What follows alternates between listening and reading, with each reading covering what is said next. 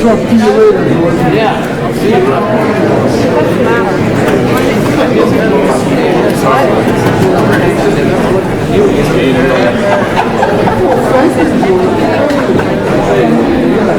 it's hell of a time to do, right?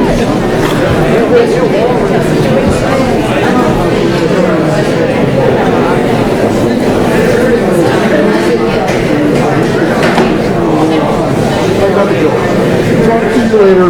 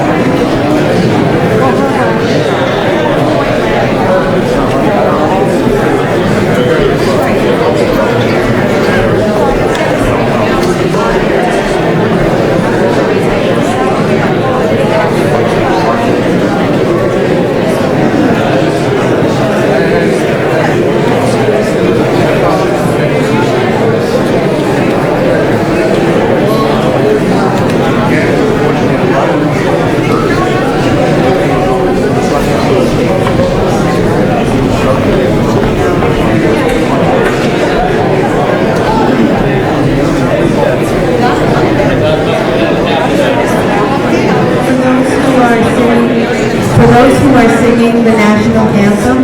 We're going to have a really brief choir rehearsal through those doors at 12:15. Singers for the national anthem, 12:15 through those doors. Thank you.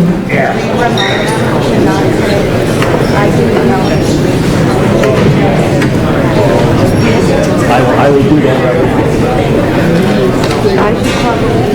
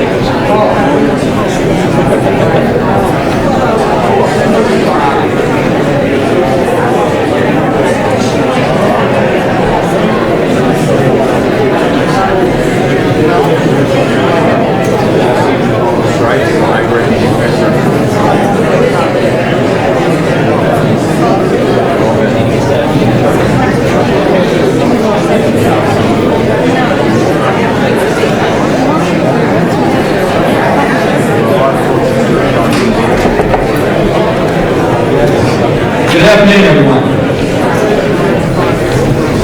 Before the actual memorial we started, last year we started doing a Q&A with the former crew, and we have former crew on stage, as you can see. So, I'm going to pass the mic off and start and let them introduce themselves before we get started. Most of you, because I butcher names, and I apologize for that because I'll be reading names earlier. I'll tell you now, I'm not good at that. But I'll pass the mic, let them introduce themselves, and then if you folks have any questions, raise your hand. I'll bring you the mic, and we'll get some Q&A done before we get things started. Look at that. Introduce yourself and your position and pass it on.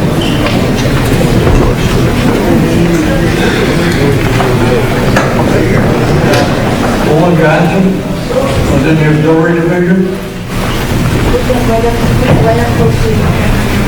John Snyder, storekeeper. Joe Frederick, one of the stonemen. Dave Harvey, Seaman Gang. Howard Coleman, A Division. Keith Johnson, I was a seaman basically, and then I was a torpedoman. Charlie Wagner, machinist mate, Benjamin Buick. Marty Vashon, Yard Bird, I built it, I had help doing it, a lot of help. All right, big round of applause for these guys.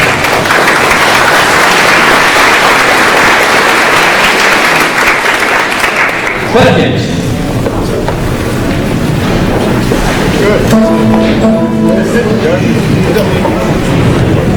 Good evening, afternoon, gentlemen.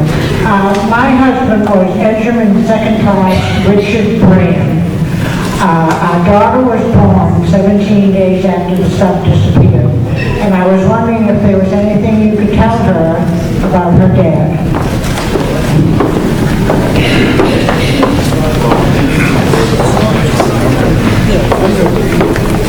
I don't know if we have an extra microphone. Does anybody know if, I don't know where Vicki is. Who wants to take that? I introduced him. He was in the engine room. MM3 when he came aboard, I think, and MM2 when the boat went down. I didn't know him outside of the boat. And I don't remember if he was in my division.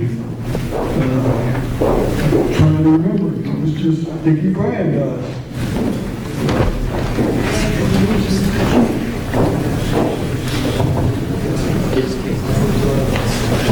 It kept falling yesterday.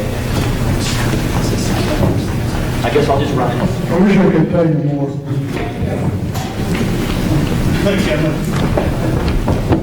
Other questions?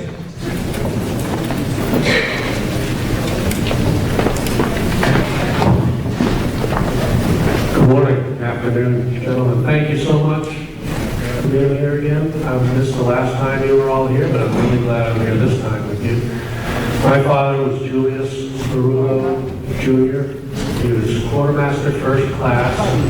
Buddy is what you would have known him as. Buddy Marullo, here's a picture, just in case that helps.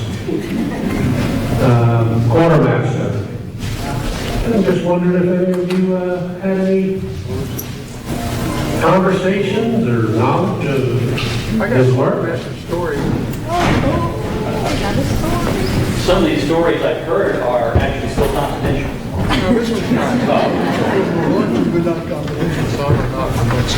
Yeah, I have a quartermaster story. I'm not sure whether it was Buddy or not, but it was one of the quartermasters. I was on the bridge with one of the officers. We were down in the Caribbean, and the captain was trying to contact Washington, D.C. over the radio, and we were having difficulty. So the captain called down to the quartermaster, said, I'd like to set a course for Washington, D.C. So one of the quartermasters came back on the 7MC and said, do you want the White House or the Pentagon? So that's pretty accurate, really, from down the Caribbean. But I'm not sure which quartermaster it was. But it was a story I remember. It was a funny story.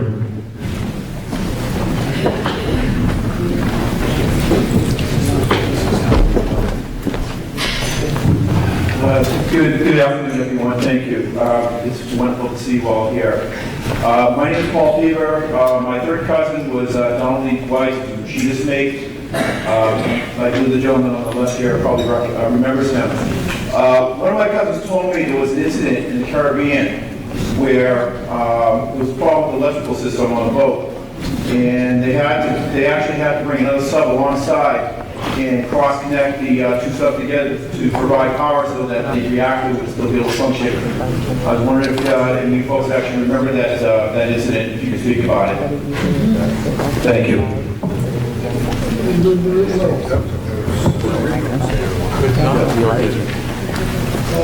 The incident that he's talking about, or the gentleman you're talking about, was at E7 Chief Machinist Don Weiss. We pulled into San Juan, we were on shakedown, right? Which you probably all know, but when you leave the yard still is responsible for you.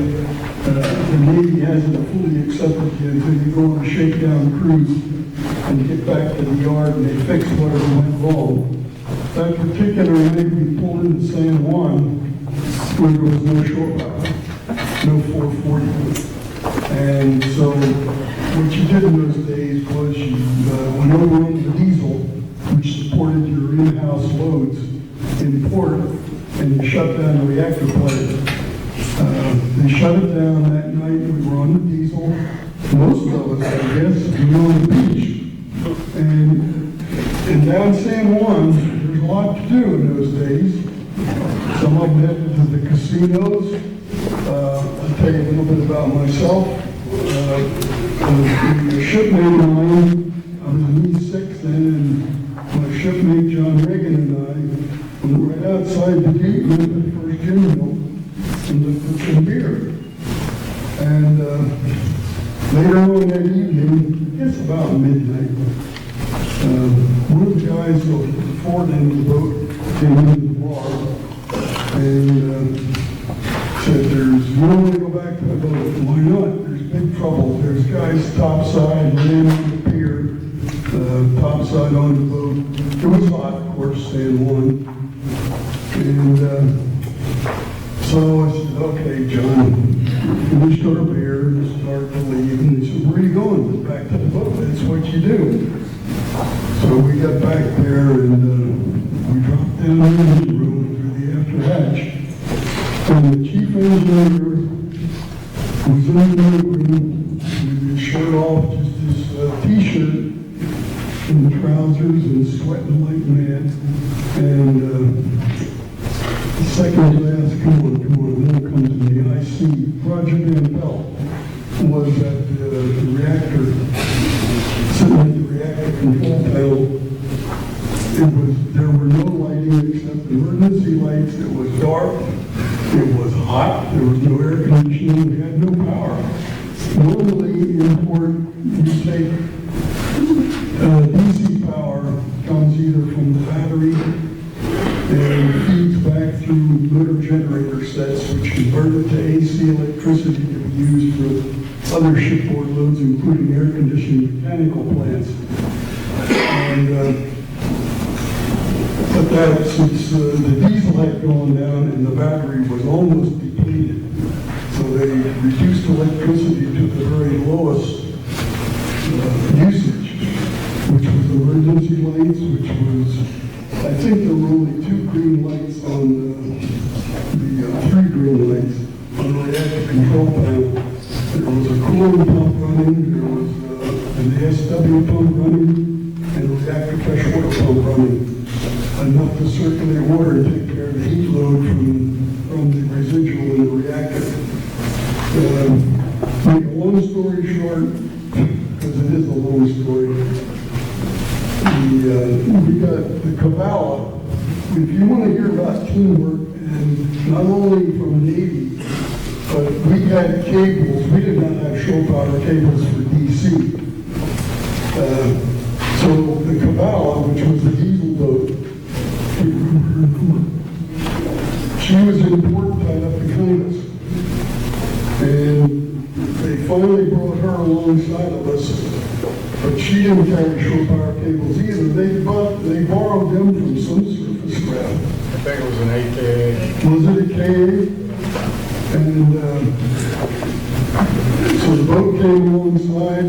There were Marines involved somewhere. They picked them up to help carry the cables from this other surface craft. The woman does, and finally they strung them across. I was not up the topside through all of that. Maybe somebody else was. Everybody from that night has their stories. If Ray Butler were here, and he usually is, he would tell you about being down in the diesel room with his feet in the water to keep him cool. There's all kinds of stories. I think Don had duty that night and was there when all of this was taking place. But everybody had been chased. We chased the engineer, Roger Van Pelt, out of the maneuver and finally convinced him there's nothing we can do. Get topside and get some air. So about, I guess, 6 o'clock in the morning, we finally got the TG on the line to provide AC electrical power and start up the main reactor plant. I'll tell you other stories about Don, too. Puerto Rico is probably what Jack Gunda was told that that Thresher isn't so great. We'll be waiting for it when it comes back out. That sounds like a Russian sailor they crossed paths with. Jack related that to me, and he was the primary reactor operator. He related that to me before the Thresher went out for the last time. Well, I remember, I was probably over in one of the casinos with the other fellas when the incident happened, and somehow they got the word out to the community down there, and I think maybe 98% of the crew heard the word that there's a recall for the whole crew to return to the Thresher. We all went back. I don't think anybody stayed to finish their beer, which is very unusual. But when Fern said it was hot, I remember that when I got back on the boat, they needed somebody to stand in the tunnel, which is right over top of the nuclear reactor, and get readings on a bubble, the cycle is. And it was 135 degrees down there in that compartment. And the same back where Fern was, the other fellows in the engineering department were working. And that's really hot. And that was the cause of most of the fellows who were passing out from heat exhaustion that stayed down on that boat to help save it for quite a long time. I was only down there 15 minutes. I was standing in my underwear, and I'm standing in a puddle of my own sweat. It was that hot. It was really terrible. And then when we came back and we saw all these fellows laying on the pier and passed out, and the cordon was going from man to man, it was a scary situation for us. I was part of A gang, and it was our diesel engine that went down, and what caused it to go down was a salt water pump for cooling water. And when we got called in from Liberty, we found out there were no spare parts on board to rebuild the pump. So that's what caused this whole fiasco to happen. And if I remember correctly, the temperature was up well over 130 something, and the people back out, the nuclear power people, had 20-minute sessions on the boat and off the boat. And the 20 minutes they were off, they'd lay on the pier. And we forward tried to do some work with the diesel, but we had no parts, so you can blame it all on A-gang if you want, but it was brand new submarine, tied to a pier, dead. All power was gone. Diesel was down, the reactor was down, the batteries were down, and by God, we were down too. I happened to be the topside watch from 12 to 1600 after we pulled into port. I got relieved on that 12 to 1600 watch at 8 o'clock the next morning. I spent the entire night on the topside watch. Thank you. The worst part was as the crew was coming back after having imbibed. I'm the only one that hadn't imbibed that night because I was on watch. I had to get them to sleep on a mattress on the pier that we dragged up from below decks. And they couldn't understand what was going on. They're a wonderful home. And trying to get them down to sleep when they didn't want to sleep and they wanted to go below decks, we couldn't convince them that it's 140 degrees down there and you're not going to sleep. At 8 o'clock the next morning, we went down to ZKA to get the shore cables. And the Marines were just coming back off the beach, just coming back off Liberty, and they made some of the sailors look stupid. I remember this Marine, an AKA, the main deck is way up there. For some Marine sailor, it looked like Mount Everest. And they're up there, and they dropped these shore cables, and this little Marine who was about Keith's size, and Keith was 135 pounds back then. And they dropped these cables, and this Marine said, "I got them." And he's standing there, and lo and behold, the cables in a circle fell all around him. So if you believe in God, he was there with that Marine that day. And we dragged him down to the boat, got him hooked up. As Fern said, the boat alongside that hooked up with the shore power cables was the USS Cabal. 2 years later, I report aboard the USS Cabal. Do you think anybody on that boat would let me forget about Puerto Rico? Not a chance.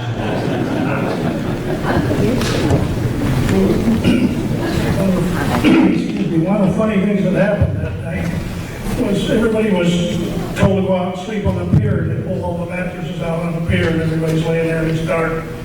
And the hospital department come back and he's a little bit tipsy and he looked down there and he said, "Oh my God, they're all dead." Crawled on his hands and knees all the way down the line, with 20 people checking their pulse to see if they were still alive. They take care of their own.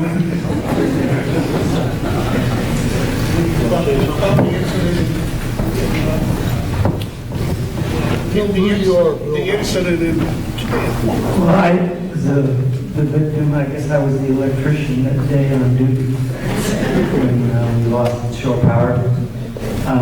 The only thing I remember was going to the ship behind us and trying to get their catch the power cables. And I had to have a big argument with the officer of the deck. And he just didn't quite understand what I was trying to tell him. So finally I left and I walked down the pier and lo and behold, along came Captain Maxine. And I told him what was going on. Quickly he went up and straightened it out. So we ended up with the cable.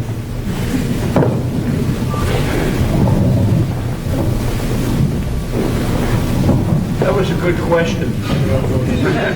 One of my cousins told me about that a number of years ago. And trust me, there's many more stories. Some of them, like I said, I'm sure are still classified to this day. Good afternoon, gentlemen, and thank you each for your service. My name is Rich Desjardins. My dad, Rich Desjardins, was a yard bird, 32 years old, mechanical engineer. He worked for Norm Thompson, also knew Mr. Scontris, and he was Dad was responsible for the torpedo loading system and fire system, I believe. And with me today is his bride.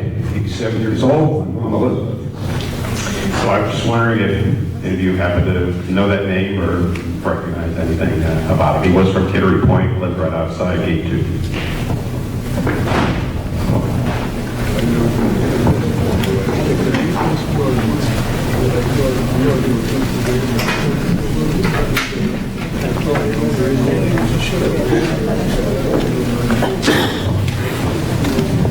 I don't remember him in particular, but I remember with the weapons and the torpedoes, the first time we ever loaded torpedoes, the infinite wisdom of the Navy. We would never criticize their decisions. They loaded the first torpedo, we were the first boat to load these torpedoes perpendicular, straight down. And we did it at midnight. in January in Portsmouth. At the end of some pier out here that sticks out into the river, with a calm evening, you know, the wind's only 40 or 50 knots that night. And here comes this torpedo straight down on the cable. And the seaman gang and some of the torpedo men are up there trying to load this torpedo. And they had a belly band on the torpedo, wrapped around the torpedo, and on the belly band were these knobs, and you had to line them up with a chute on the part of that was in the boat, and then it would lower the torpedo down and then rock it back and forth so you could lay it horizontal on the torpedo skids down below. But it must have been a day your dad had off when they designed it, because the knobs on the belly band were exactly the same size as the chute coming down. And with this calm New England wind blowing this torpedo back and forth like this, and we're trying to line this thing up, and it was impossible. There was no way on the face of this earth that was going to happen. So we said, how about putting a Y end on this thing, and then we can get anywhere in the Y and it'll shuttle it down into the thing, which is what eventually happened. But it was so cold, so windy, and so ridiculous trying to do this stunt. But we eventually got the system fixed, and with the help of the shipyard, got the design working to where it could work.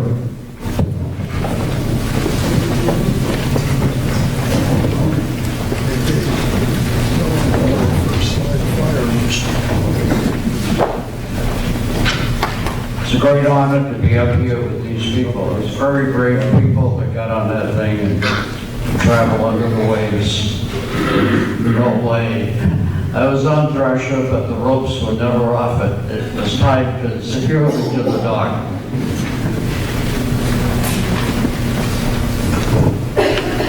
Just want to quickly point out that another one of the Thresher's first, as I recall first, was the side fire and torpedo tubes. So what Dave was describing, he brought it down the midships hatch, right? And which was where Roundtree fell down? Yes. Yeah, okay.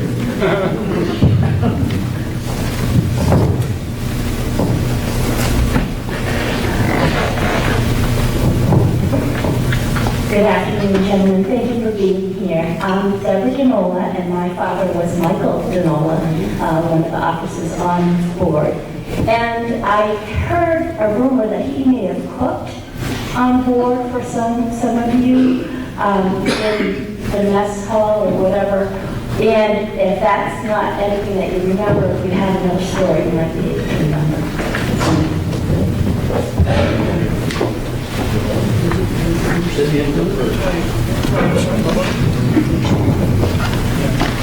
My father didn't like getting up. Following the watch.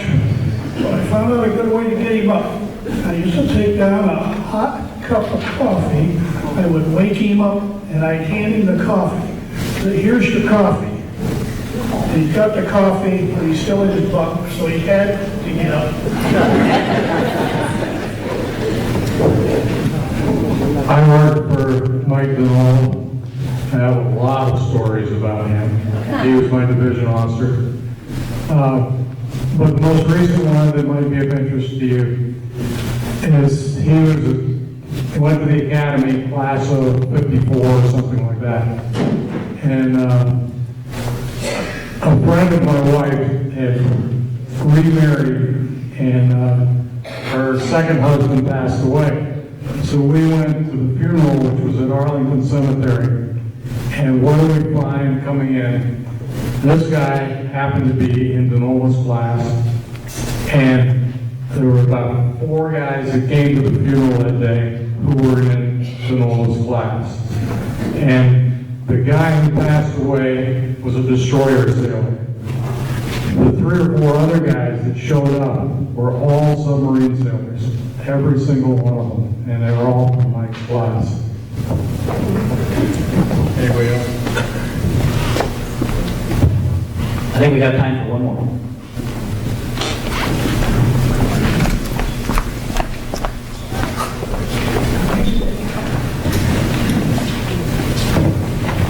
Thank you, gentlemen. My name is Mark Courtney. My uncle and godfather was John J. Wiley, Lieutenant. I would welcome any of you. He was assigned to the Thresher in December of '62, so there are a few months before the April combat.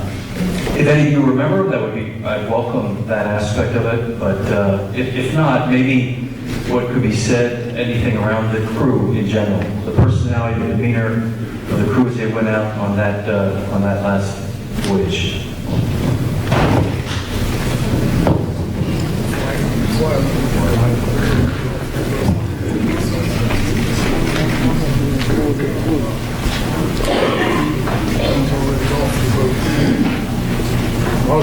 Most of us have been transferred by then.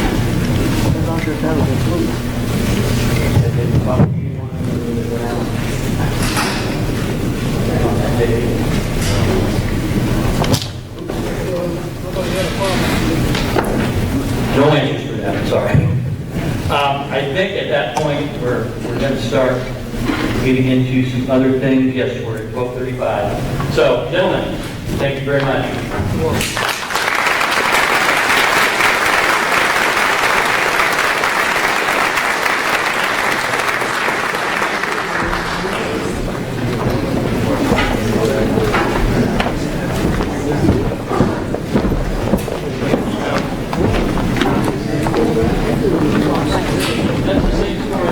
Well, as long as it went to some youthful lady. That's the same story I used. You want to be in the front row?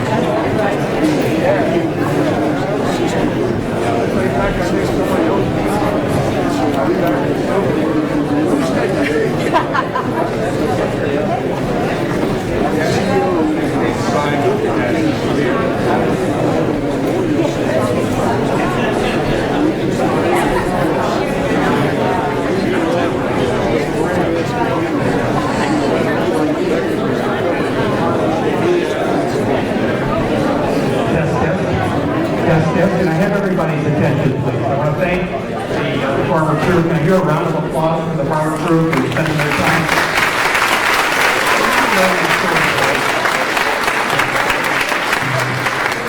Now, I have a few awards that we present. There's a lot that goes into putting on a memorial service of this size. And one of the ones, the facility that you were sitting in, Frank Academy for years has allowed us to use this auditorium. And for cost-free. This is very important to save us a lot of money.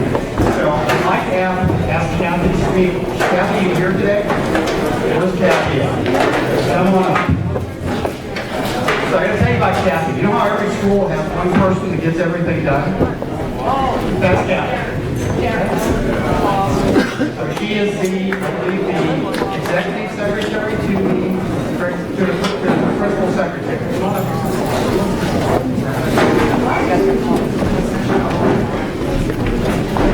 So we moved here from the shipyard a number of years ago due to security reasons and also having handicaps to get into the facility. It's very difficult. The shipyard is not well for handicap access. Thank you. So, what's that? Got a portable mic. Anybody have a portable mic for me?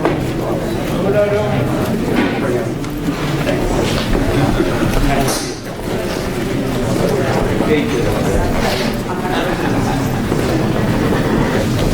Test.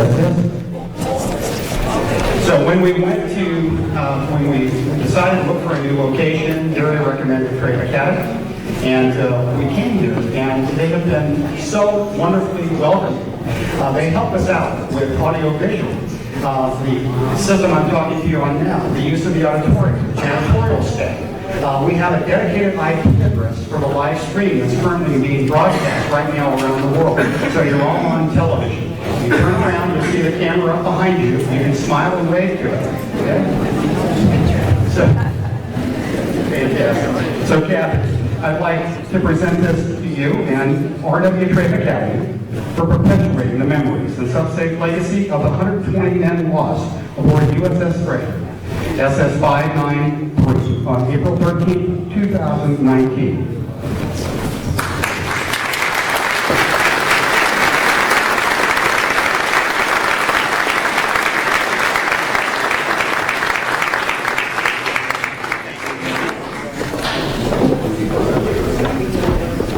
Okay, we were talking briefly about what it takes to put on a ceremony of this magnitude. Typically, these run about $2,200 a year to put on, even when we get this facility free. So programs, mailings, all those add up. You'd be surprised how much all this adds up. The video, that cost me about $400 to $500 to produce that video as well, the live stream for those who can't be here and can still take part. And so we are literally beholden to people who donate to us to keep this going. The pressure-based submarine veterans, our dues are $15 a year. So we're not going to make any money off these guys. So that's about all we're getting. So we have been giving some donations, and significant ones from the family. And I'd like now to present awards to Jim Abrams, Jim Abrams and Carol Martin. If they would please come up. Jim and Carol, where are you?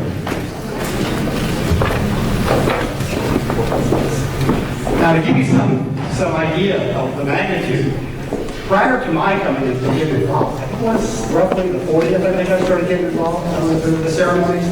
I was told by one of the old-time World War II submarine veterans still here that Mrs. Abrams gave significant money to Thresher Base to keep these services around. Since I have been here, the Abrams have given a total of $12,000, $7,000 to Thresher Base, and $5,000 to the Base.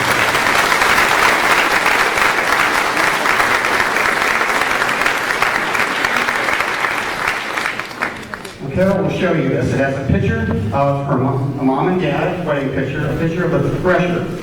One for Carol, one for Jim. And Jim, I'll read yours. It says, presented to Jim and Carol for perpetuating the memories and sub-safe legacy of the 129 men lost aboard USS Thresher, SS 593. And it's signed both Thresher Base and ANC Memorial Foundation. This is for you.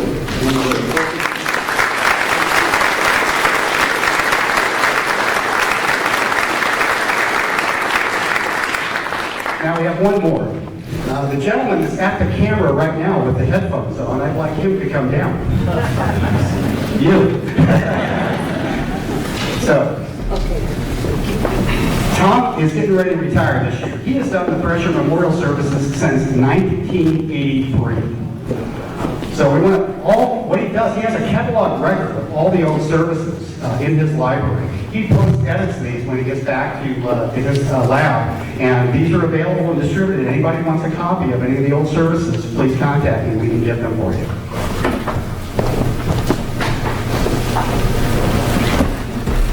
So Tom, we greatly appreciate what you've done for us. So without Tom, I have to tell you, so this live stream, we found a way to use the shipyard's camera with a live stream YouTube wireless broadcast box. And we're coupling the two of them together. And this is going to be a really nice live stream this year, plus Lori's audio that you see in the middle of the room as well. So Tom, presented to Tom Pettingill for perpetuating the memories and subsafe legacy of the men lost aboard USS Thresher, SS 593, signed Thresher Day Submarine Veterans. We are greatly indebted to you. Thank you.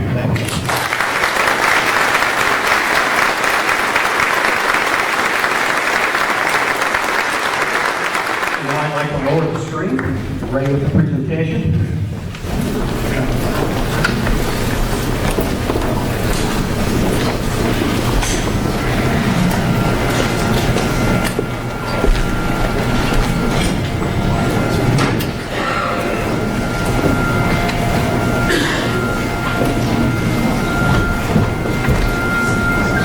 I'd like to give you an update about the USS Thresher Arlington National Cemetery Memorial Project. First and foremost, we are approved. How do you like it?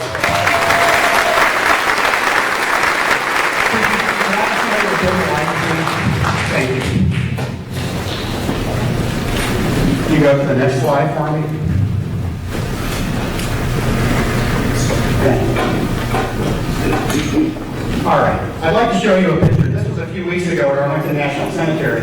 We went down to choose a memorial location. Secretary of the Army and the cemetery controls where we go. We can only request where we go. And we see a group of men there. The man on your far right is Major Shannon Way. And he has a connection to the Thresher family. He served with one of the Wiley sons. The man just to his left is one of the Wileys. That's Tom Wiley. And then in the middle is the horticulturalist. Behind him is the operations manager, and you all know who I am on the end. We had a wonderful visit at Arlington. Next slide, please. What you're going to see here is a plaque. Now, if you look at the upper right-hand corner, you'll see the Welcome Center. You'll see the big parking area right up to the upper right-hand side there on your screen. And what you're going to see is 4 yellow locations, or pins, where Arlington recommended that we go. That's where they thought it would be suitable. L1, L2, L3, and L4. So L1, that's located near a submarine memorial called the F4 that's there. There's a number of admirals that are buried there as well. And this location is just down the hill from the Custis House, Robert E. Lee's homestead. It's right down the hill from there, and it's on a walking path. However, no trams can go there. Okay, L2 is located about a block and a half behind the main memorial. That's that tall object that's near the RL2 and RL1. You can see a real tall object there. That's the main mast that's sitting there. And it's about a block and a half back away from the amphitheater, which you see the 360 on right there in the middle of the screen. L3 and 4 are the memorial locations, memorial sections in Arlington National Cemetery. And those sections are non-burial. So there are about 20 Thresher crew members who have actually memorial markers there. So they're scattered around between L3, L4, and actually some just slightly up the hill as well. I think Lori's dad and Deb's dad is just up the hill as well from there. So those are the 4 locations that they took us. You can go to the next slide, please. Here's the first one, and it's hard to see from this picture. It doesn't do it justice, but that's a steep hill up to the Custis House at the top of the hill. The F4 Memorial is pretty much in the center of your screen, and that grassy area is one area they thought of put us. And so that has walkers, so it's getting some of the 3 million people a year, but it's not getting any of the tram people. Next one. Okay, next slide. L2. Okay, this is the one I said was about a block and a half back. And if you go to the next one for me, what you're going to see is where that is at L2 is located. I've talked to one of the Wiley brothers works as a tour guide for the 8th grade class trip that they take for DC. And he commented to me that the way the buses physically travel is you see where the Welcome Center is. They come down the access road along the side. They come up by L3, L4, and then they go up and they stop right in front of the amphitheater by RL1 and RL2. Okay? I asked, do they go back to L2? He says they don't walk any further than the Challenger and Columbia memorials that are located right by RL2. They go to the unknown, that's just to the right-hand side of that amphitheater. That's where they're going. There are the Challenger and Columbia memorials, and that's it. They don't go any further. And even the walking tours, they walk all the way from the Welcome Center, they go to the Tomb of the Unknown, they go see the Challenger and Columbia, they go to the amphitheater, they turn around, and they go back. Okay, L3 and L4. Next slide. Okay, that's one of the memorial sections. That's L3. Now you can see the difference in the spacing of the memorials here. So they're very close together. Those are not 9 grave sites that you have there. That's one location just to the right there on the grass that they recommended. Next one, please. And that's the other one. And this is where the majority of the Thresher men are in fact, they have markers there. There's 20 of them that are there. And that is a steep hill. Once again, the 2D doesn't do it justice, but that's extremely steep. Another location they have recommended. Next location. All right. We had originally asked that we would be near the highest traffic area in the cemetery. And guess where that is? Right there. So the highest traffic in the cemetery matters to us because what we're trying to do is tell the story to people who don't know it. The people who know it will find the memorial. The people who don't know it need to be informed of this. And so we need to be in a place. Why? To protect lives, to prevent this from ever happening again. This is life and death, literally. Okay, look at the 3 locations that I'm recommending they put.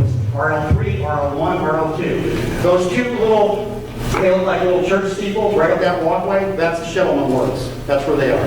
Okay, we can't get any closer than that. So burial areas, you see all the actual burial markers, and then you see them stop by the third. There's a third Army memorial. That's that big memorial that's straight up from there. And then another Army memorial. There's a couple over by where I'm looking to be as well. Okay, that's just across the street from the amphitheater. Next shot, please. And that's what this looks like. So you're standing on the stairs of the amphitheater getting ready to cross the street, and you'll see all the people assembled back by the shuttle memorials in the back. See them all there? And you see the Army memorials that the people are looking at? I would like to be both either to the left or to the right. That's 2 of those locations. And then over on your right-hand side, not far from where the police officers currently park, over there you'll see another Army memorial just behind the grass in front of the tree, and there's another big one a bit further back. So those are the locations that I'm recommending. Now, when I asked them whether we could go there or not, they said there was a prohibited ring of any more memorials being placed in around that cemetery. And so I have asked them to reconsider and make an exception for us. And Major Way mentioned to me yesterday on a phone call that he's meeting with the working group at Arlington National Cemetery, and they're going to discuss other locations for us that meet our criteria. So a week from Tuesday, we should hear back from them in terms of where we can go. If we still are put somewhere where no one is going to see it except people who know about this, then I'm going to ask for your support. We're going to shift to a letter writing campaign, a culling campaign. We're going to be culling the senators, the congressmen. I need all of you to execute smartly. As soon as I throw the trigger on this, if we do have to go down this line, we want to hit them hard. What I want you to do is 1, letters, which I'll write and give you to send in. I'll give you a template. And 2, follow up with phone calls to all the congressmen and representatives in every one of the states. We want to hit all the states that Thresher families are from. We want to hit all the states that submarines are either made or operated on, or we have major companies that are there as well. Okay, this needs to be a political process because Secretary of the Army is the gentleman who makes this decision on the advice of the Secretary. Okay? So that, I'm holding that in reserve, and I'm hoping we can make this pass without. I'm hoping we can get in that location. How does that sound to everybody? Okay?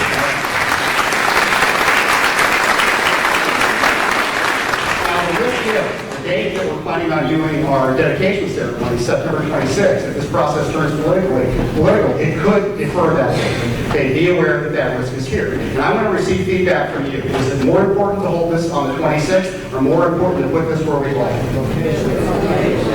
Farmer crew, I need to hear back from you.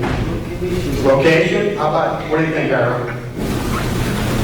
I'm on. You're on, okay. I'll talk to the farmer crew after today at the family dinner. I want to talk to you. I want to hear your feedback specifically. I want to know whether it's up to you guys. I want your input, okay? Right now, that's how I'm going to proceed. So, provided I've got the support of everybody, we'll continue on. I have to tell you, working with the staff of ANC has literally been like a dream. They are extremely professional. Major Way is one of the most professional individuals I've ever had to deal with. It's phenomenal. The whole staff there. And they have treated Thresher and this story with so much respect. Incredible. So thank you all, Nancy. So thank you very much. Now, let's change subjects here. I don't have any slides, that's what I'm talking about.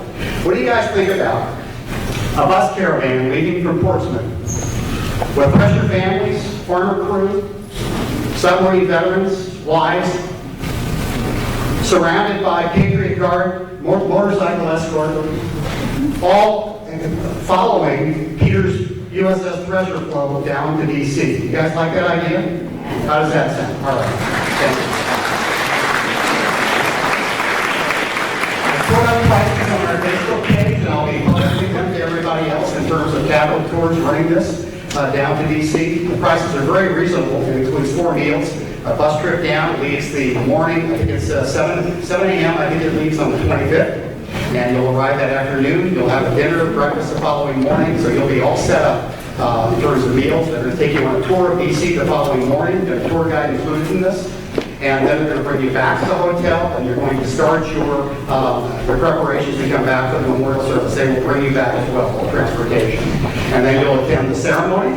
And then you'll also be attending the reception afterwards. Now, I asked everybody here, how many people have registered already for the dedication ceremony? It seems to hand. And the actual, you go to the form that I sent out and email me at PressureBase at PressureMemorial@gmail.com, either one, and I'll send you the links and to register. It's an online Google form in 3 parts. The first part is, are you going to the actual dedication ceremony, and how many? I've got up to 8. You put as many as you want in. Are you going to the reception?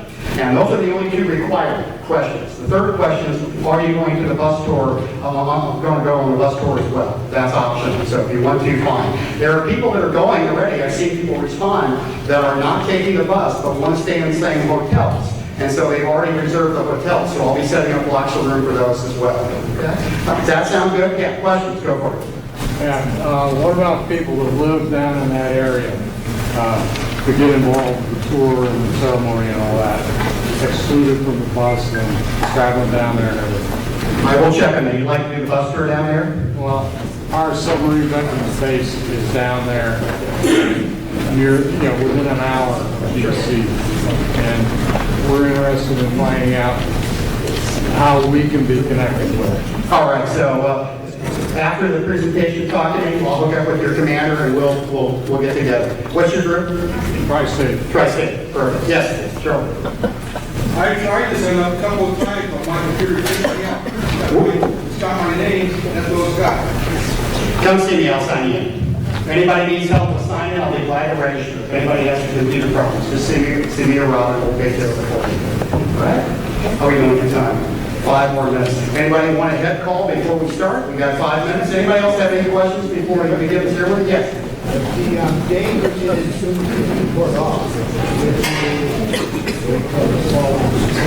Probably. If the date gets put off too far into the fall where the weather isn't good, we would move this to the following spring. That would be a yes to that.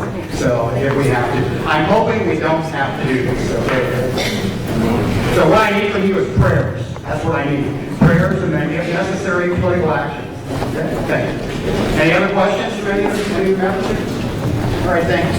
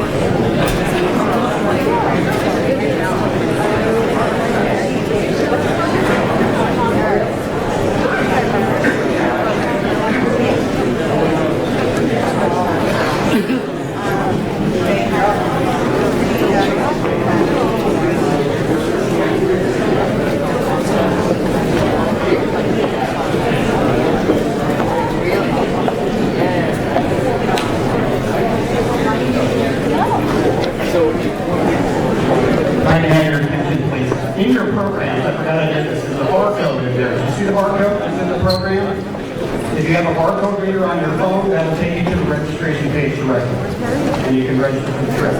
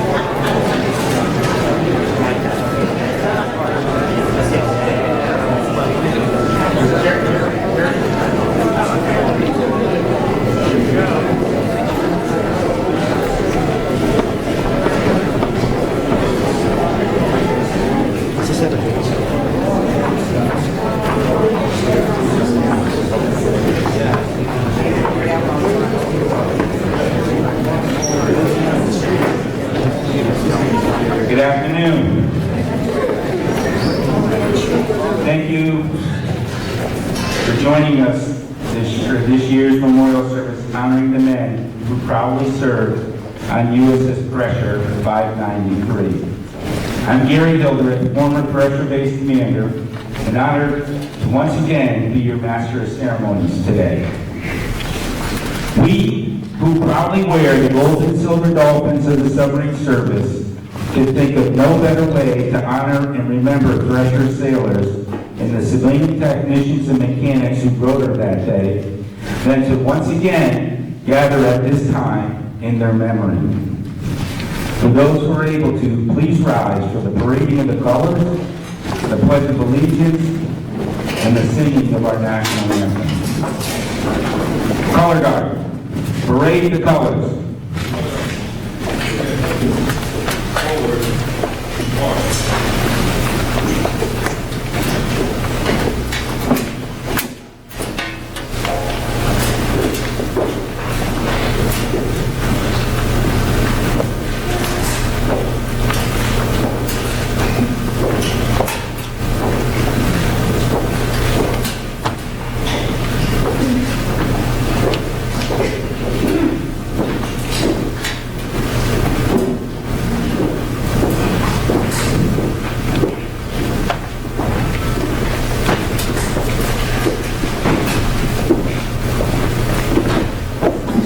Mark time.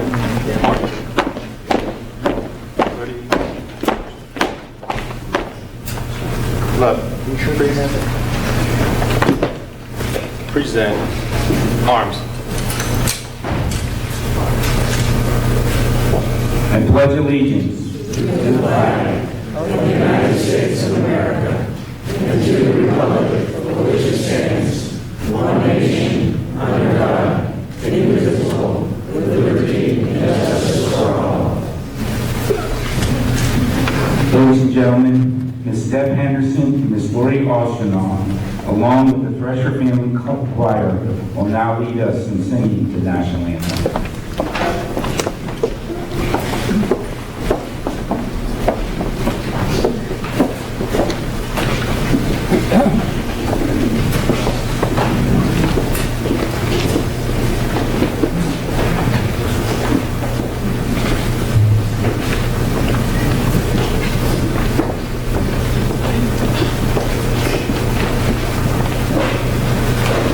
Oh, say can you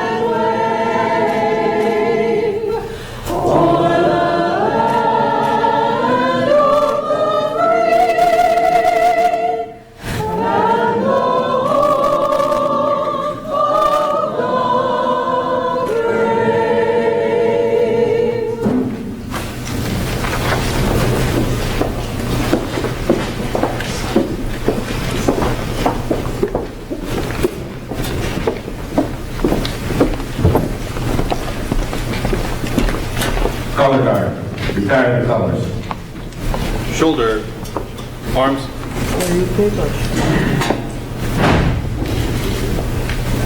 Right, face. Forward, march.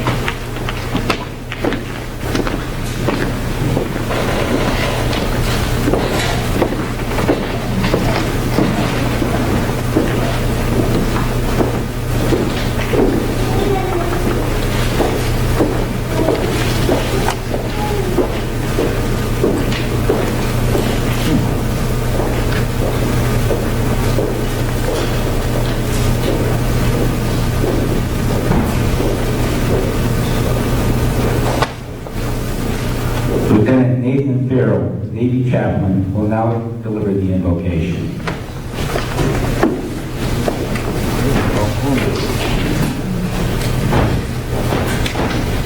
Please join me in a word of prayer. O God, the creator of the earth and the sky and the seas, we gather here now to remember those 129 souls that were lost 56 years ago. We remember those who answered the call to serve, those who were taken from us too soon. They were our fathers, our sons, our brothers, our colleagues. May they never be forgotten. May their loved ones find peace. To remind us all of the shortness, the brevity, and the uncertainty of human life. Give us all strength to live lives worthy of honor, much like they did. Guide all those working in the sub-state program that there may never again be a loss like this for our community and our nation. May it be so. We ask now together as one. Amen. Please be seated.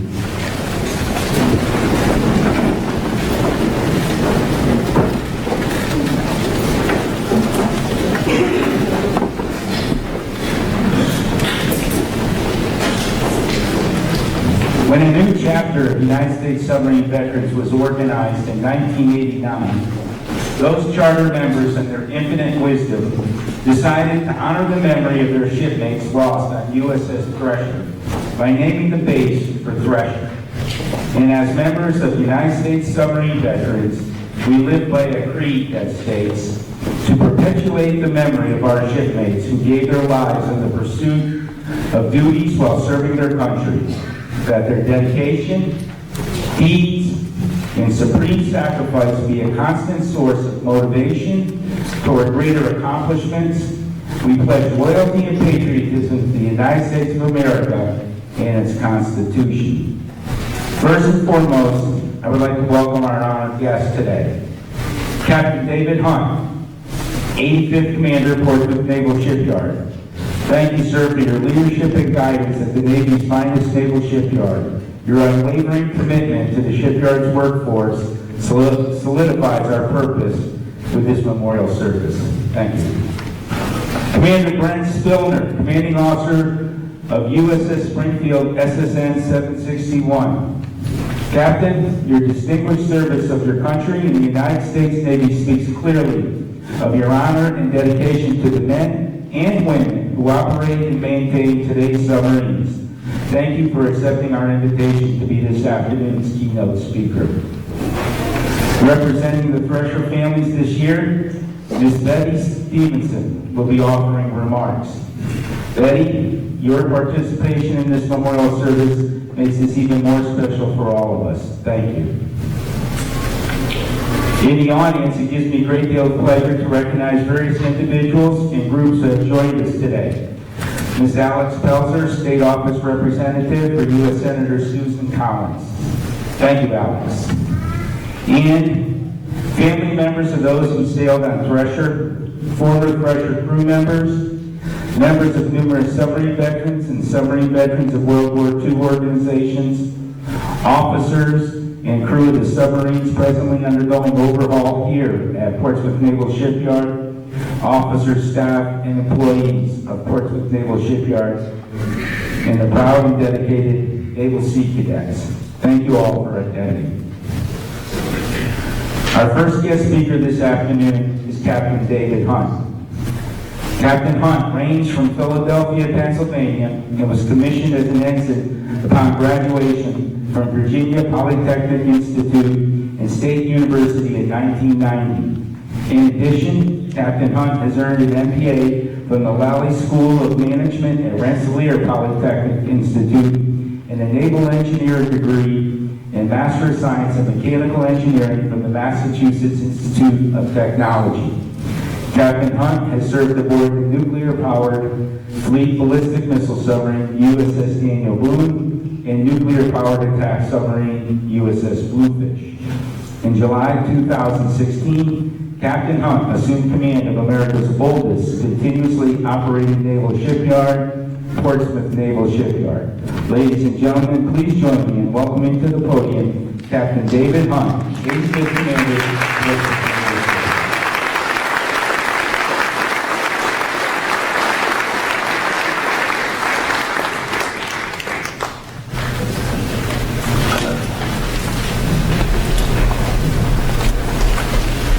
Thresher families and former crew members, Commander Brent Stoner, Thresher-based members, shipmates, submarine veterans, distinguished community leaders, ladies and gentlemen.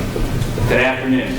I am honored to stand before you today and grateful that our submarine veterans have invited me to participate in a very special and touching memorial service. I am confident in assuring you that we have not forgotten the 129 heroes who sailed on USS Thresher that April day in 1963. As the 85th Commander of Portsmouth Naval Shipyard, I am privileged to serve along and work alongside the finest sailors, engineers, and craftsmen and women in this nation. They too have not forgotten the ultimate sacrifice that these men take for the freedoms we so enjoy. From day one, when our new employees join our team, they take an oath that forges their stewardship with the countries that they are serving. We ingrain in them the importance of their first-time quality and their role in assuring that our sailors are safe and they carry the lethality when going into harm's way. For those with ties to Portsmouth and those in the submarine business, the connections to that ever-receding day have a closeness that seems to never change. To come back and to reconnect in many sobering ways. How we respond to those connections, how we resolve to do our part to prevent another Thresher, is part of our culture and heritage that is relevant to each and every one of us here at Portsmouth Naval Shipyard. From the newest apprentice on the shop floor up to the senior shipyard leadership, the loss of the Thresher, the crew, and the civilians from Sperry, Raytheon, and Portsmouth Naval Shipyard that sailed on her still weighs heavily in all of our hearts and all of our minds. Every day that passes, we strive to work just a little harder and just a little smarter to ensure that our work is of the highest quality. We hold one another accountable to those high standards. Our workforce is responsible for the maintenance performed on our Navy's most sophisticated warfare platforms, the nuclear-powered submarines. My team and I are accountable to the ship's crew and their commanders. It's personal at this shipyard. It's not just that the price of failure is too high, it's that the very idea of failure is not acceptable. Our tradition of handing down trade experience from one generation to the next helps ensure the quality of our submarine maintenance today. It is a hallmark and the excellence and the admiration of the fleet. A testimony for those that paid the ultimate sacrifice and those who vowed never again. So I want to thank you for attending today as we pay tribute to these special American heroes. Thank you.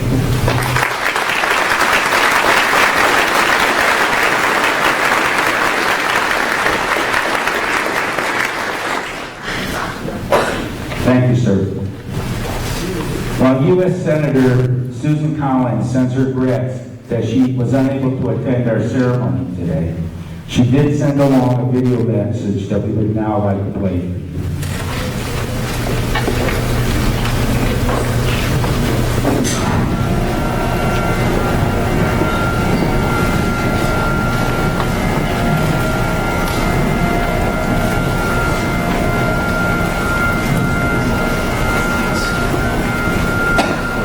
On April 10, 1963, the USS Thresher sank off the New England coast, more than a half century in the defense of our impossible by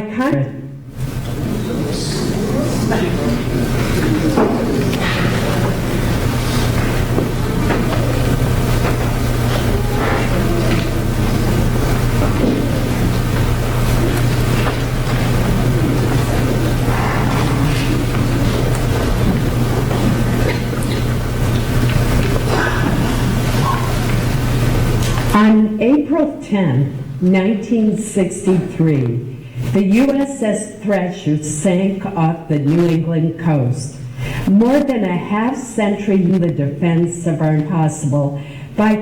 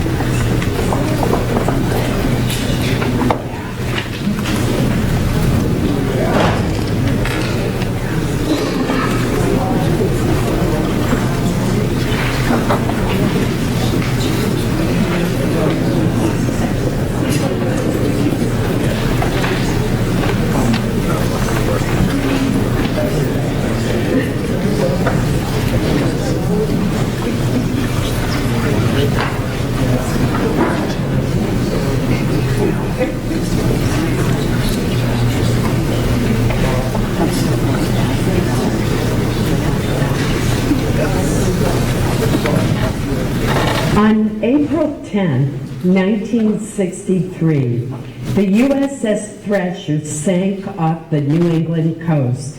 More than a half century later, the loss of 129 officers, sailors, and civilian technicians continues to fill our hearts with grief and profound admiration for that gallant crew.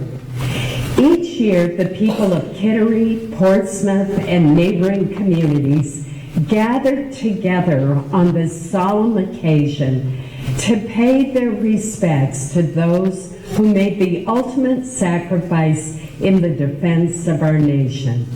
6 years ago, on the 50th anniversary, we came together to dedicate the spectacular USS Thresher Memorial.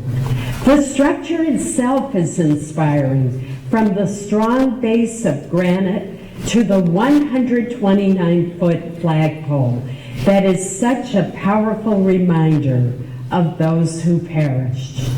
Equally inspiring is the fact that this memorial was made possible by contributions from throughout the region, from school children and civic organizations to U.S. Navy veterans like President George H.W. Bush. The depth of support demonstrates the gratitude that the American people have for all who serve. The loss of life on the USS Thresher was the worst submarine disaster in American history. Among the 129 who perished were two brothers and a young husband who had just learned that he was about to become a father, as well as several veteran submariners whose service began during World War II and extended into the Cold War. Many of the crew members were from Maine, New Hampshire, and Massachusetts. All left behind families and hometowns in sorrow. The Thresher disaster directly led to the SubSafe program that ensures every submarine in America's fleet undergoes rigorous testing to safeguard our submariners. Every safe voyage and every crisis survived since that terrible time is the legacy of the USS Thresher. Earlier this year, following years of bipartisan advocacy in Congress, led by the New England delegation, the Secretary of the Army announced that Arlington National Cemetery will also soon host a USS Thresher memorial. It is long overdue, but finally, this memorial will help others to learn of the Thresher's courageous crew. The courage and sacrifice of those aboard the USS Thresher exemplify the devotion of submariners past and present and their commitment to the mission. The silent service is a critical component of America's defenses, and those who step forward to serve willingly take on one of the most challenging assignments in our armed forces. We shall never forget those who served and died on the USS Thresher and all who are on eternal patrol.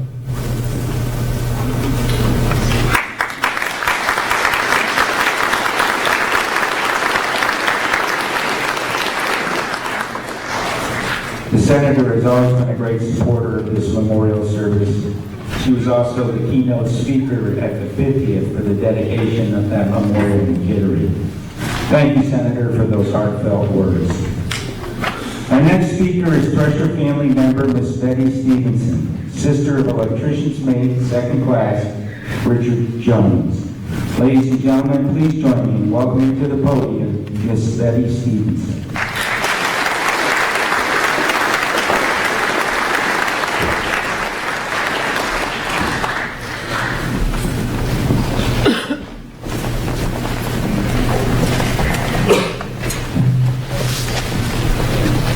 Good afternoon.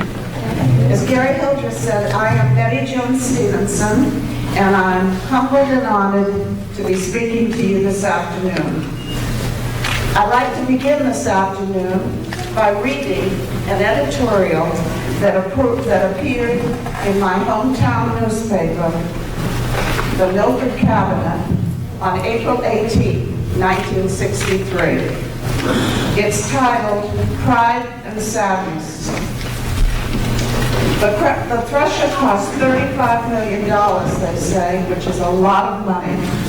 And now all that expensive electronic gear and nuclear machinery is at the bottom of the Atlantic. There were 129 trained men aboard the submarine when she went down, and one of them was a Milford youth named Richard Jones, who many of us remember as a pleasant youngster growing up in town with every reason to believe that he could look forward to a long and happy life.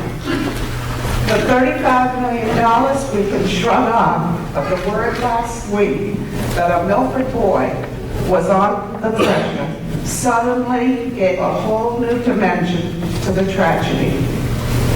People attempting to say that they were sorry felt the choking inadequacy of words. And they remembered that always the cost of war, the cost of preventing war, is the lives of boys like Richard Jones, the youngest, the strongest, the best. Accidents like that of the Thresher remind us that we cannot escape the involvement in the affairs of the world. Decisions made in Washington are felt close to home because they affect the young men who go forth from towns like Milford to lend their skills to the efforts to stabilize an uneasy world. Richard Jones was not the first from Milford to give his life in the service of his country, nor is he likely to be the last. But perhaps the memory will help us to see these world problems in human terms, to appreciate the tremendous cost of war and the importance of exploring every possibility in the search of a lasting peace. We don't suppose Richard Jones or anyone else who enters the armed forces expected to die, but he certainly knew the risk was there. Knowing this, he nevertheless re-enlisted in the Navy and trained himself to be a part of the nuclear submarine fleet. In a sense, he was there as our representative, and we all share the grief this week that rests particularly heavy on his family, his classmates, and friends. We shall think of him with pride and sadness. So it is with pride and sadness that I begin this afternoon. First and foremost, thank you to Kevin Velez and all the members of the USS Submarine Veterans Thresher Base for the opportunity to speak with you. It's because of you, Kevin, and your group that we will never forget the memory of the 129 brave men on board the USS Thresher, one of whom was my brother, Richard William Jones. Kevin, in the announcement of the 50th memorial service, you wrote, and I quote, "It is important that we pass down to the younger generation the importance of the USS Thresher and the changes that took place across the world due to the sacrifices of those 129 men." I couldn't agree more. These services must continue, and we must never forget. In his ode to an unknown father, Tim Noonan so eloquently wrote, "For we hear their souls call out from the sea, remember, remember, remember me." We remember all 129 of you, especially today. I'm thankful to have with me today my youngest daughter, Linda Sobel, who never knew her Uncle Richard, as well as my second, third, and fourth generation cousins who never knew Richard either. Here from Massachusetts, our special friends Bobby and Jean Kozash. Jean served on board the USS Diablo with my brother, and they came over from Western Massachusetts. My friend Marion Stout is here from Florida, a friend of over 40 years, and she never knew Richard either. Thank you all for being here. Your presence assures that you too will never forget. Richard and I and our two older sisters, Doris and Edie, grew up on a farm in a sleepy little town about 60 or 70 miles west of here, Milford, New Hampshire. In 1963, the population was about 3,500. We were the children of Pearlie and Gladys Jones.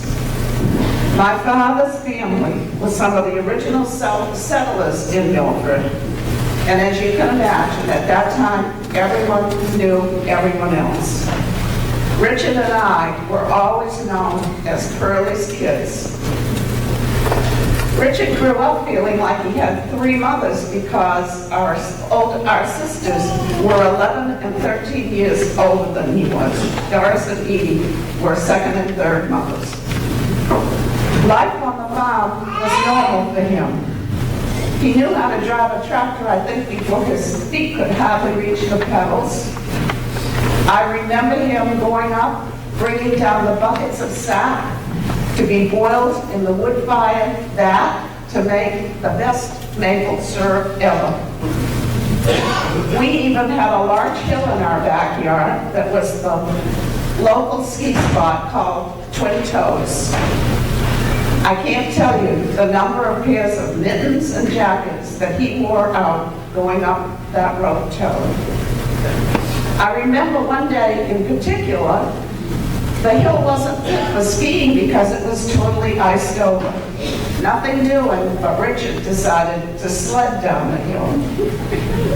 Well, he came down the hill okay, but because it was so icy, there was no way to stop the sled. He came down the hill, across the road, and landed at our back door. Fortunately, there were no cars coming, but my mother witnessed the whole incident from the window. Because of our family history in Milford, there was a Jones Iron Bridge, there was a Jones Crossing, there was a Jones Road. Despite the laws against it, climbing to the top of the Iron Jones Bridge, needless to say, Richard was perched on top of the bridge numerous times. I have to say also that despite the rules, I think, about picking on your little sister, Richard was pretty good at doing that.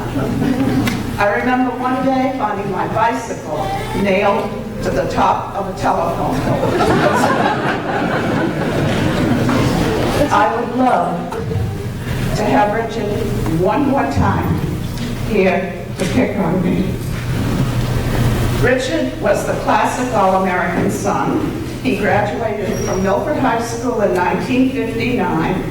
He was active in Cub Scouts and Boy Scouts. While in high school, he was on the cross-country team, on the track team, interested in the theater club. Our daddy got him interested in antiques, and many's a weekend you could find them at the local Amherst flea market displaying their wares. My young nephew Mark often accompanied them, and Mark still has hanging in his house the old wooden sign that they had at their booth. Don't go by, B-Y, come by, B-U-Y. I think it's worth noting that Richard's future ambition in his high school yearbook was to be a success and to retire early. I think he did just that. On September 17, 1959, Richard enlisted in the United States Navy. He went to the Great Lakes Training Center for his basic training, graduating in October, and then attended Electrician's Mate Class A school and graduated in May 1960. I don't recall what attracted Richard to the submarine service, but he volunteered and went on to New London, Connecticut to attend sub-school. After graduating in July of 1960, he was assigned to the USS Thresher. In May of 1961, when Richard was on board the Diablo, she made nautical history by completing her 10,000th dive. Only 4 submarines at that time had accomplished that many dives. Little did we know that a short 2 years later, Richard would be part of nautical history once again. In June of the same year, the Diablo hosted a petticoat cruise, and Richard's girlfriend Sandy and I went to New London to attend the event. It was a great day. We cruised out to Long Island Sound and made several dives, the deepest being 80 to 100 feet. And I can tell you, on that little submarine, that was plenty deep. On August 1st, the Diablo left for a 3-month Mediterranean cruise. And on November 17th of the same year, Richard, while on board the Diablo, re-enlisted in the United States Navy under the provisions of the STAR program. STAR, the Selective Training and Retention Program, was the Navy's newest career inducement plan offering educational benefits to career enlisted men. There's no doubt in my mind that Richard planned to make the Navy his career. It's interesting to note that 4 or 5 years ago, when I was putting together a scrapbook for one of the USS Diablo reunions, I learned that after being decommissioned in 1963, the Diablo was leased to the Pakistani government. In 1971, during the Indo-Pakistani War, the PNS Ghazi, formerly the USS Diablo, sank off the coast of India with all 90 on board lost. What are the chances that my brother served on 2 submarines that are now at the bottom of an ocean? Richard qualified as a submariner on August 17, 1961, and was awarded his Silver Dolphins. He was later selected for training in the nuclear power program and successfully completed the year-long program in New London and Windsor Locks, Connecticut. On February 4th, 1963, my brother, Richard William Jones, electrician's mate, 2nd class, was assigned to the USS Thresher. Unfortunately, all of us here today share in the rest of the story in one way or another. I saw the Thresher on 2 different occasions in Portsmouth, and I thought, boy, that's a little bit bigger than the Diablo. Richard was not scheduled to come home the weekend prior to April 10th. When my mother asked, "How'd you get to come home?" he replied, "We did mock trials, and if we'd been at sea, we would have sank." None of us gave that answer a second thought, because after all, the Thresher was the newest, the biggest, and the best. April 10th was an ordinary day for me. I was a 20-year-old without a care in the world. Probably the biggest care that I had was whether I'd have a date on any particular night or not. I did have a date on that Wednesday night, and I was sitting after supper on the sofa, waiting for him to arrive. My mother and sister sitting opposite me reading. My father was at a police meeting downtown because he was a volunteer policeman. The phone rang at 7 o'clock. And I thought, oh, it's my date. He's calling to tell me he's going to be late as usual again. That was not the case. It was a stranger calling, saying that the Thresher was overdue and that they would keep us informed. I guess that I was too young, too naive, too stupid to really ask a lot of questions. I chose not to tell my mother because I thought that's only going to worry her. But 20 minutes later, the phone rang again. It was my lifelong friend, Barbara Courage, calling, immediately asking, "What submarine is your brother on?" When I said the Thresher, she said, "It's at the bottom of the Atlantic." She had her television on that night. My family did not. I was hysterical and had to deliver the news to my family. My father came home from his police meeting, and I saw him cry for the first time in my life. He sat on the sofa, holding his head in his hands, crying. His only baby boy was missing.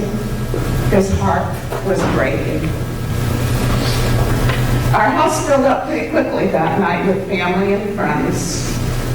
As our pastor, Dale Stover, was leaving late that night, he said to us, "Whether Richard comes back or whether Richard doesn't come back, life will never be the same again." I can tell you, 56 years later, life has never been the same. I don't have to relive with any of you the horrors and sense of helplessness of the days that followed. Abraham Lincoln said, "It's not the years in your life that count, but the life in your years." The life and the years of those 129 men did count. For years after the tragedy, I felt because these men didn't die in Vietnam or in Afghanistan or Iraq, that they were the forgotten ones. I finally realized they weren't when I heard things like the Thresher helped change the world and called the men Cold War warriors. President Kennedy said, "The men who will remain on eternal patrol with the Thresher are brave pioneers." I recently learned from Kevin that the USS Thresher Arlington National Cemetery Memorial has been approved. I think of the thousands of people that will pass by this monument to remember our loved ones. Thank you to Kevin and to everyone who brought this memorial to fruition. Richard and his 128 brave shipmates now serving on eternal patrol are more than the thousands of pieces of twisted, shredded metal at the bottom of the Atlantic Ocean. The great poet and philosopher Khalil Gibran wrote, and I quote, "When you are sorrowful, look again in your heart, and you shall see that in truth you are weeping for that which has been your delight." Richard, as well as your loved ones, were truly our delight. So it is with pride and sadness that I close by saying that although Richard never got to be called a husband, a daddy, a grandpa, he, along with your loved ones, gets to be called a true hero. Thank you.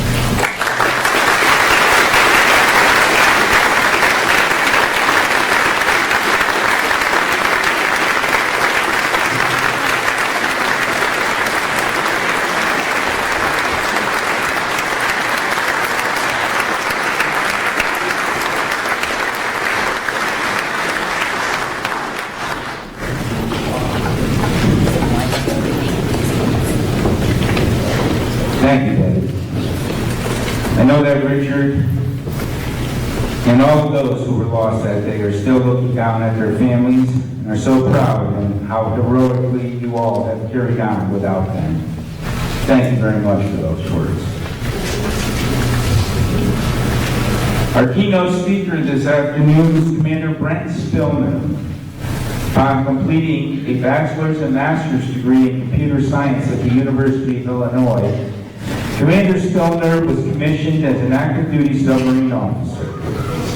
He has served aboard the nuclear-powered ballistic missile submarine USS Ohio and 3 Los Angeles-class nuclear-powered attack submarines USS Louisville, USS Hampton, and USS Albuquerque prior to assuming command of USS Springfield. On shore, in 2004, Commander Spillner was selected as an Olmsted Scholar and reported to the Defense Language Institute in Washington, D.C. for language training in Dutch, followed by 2 years of graduate study at the University of Amsterdam, completing a master's degree in political science. He has also served on the staff of the Chief of Naval Operations and at NATO Allied Forces Command, Naples, Italy, for duty as the protocol branch head. Ladies and gentlemen, please join me in welcoming to the podium Commander Brent Spillner, Commanding Officer, USS Springfield.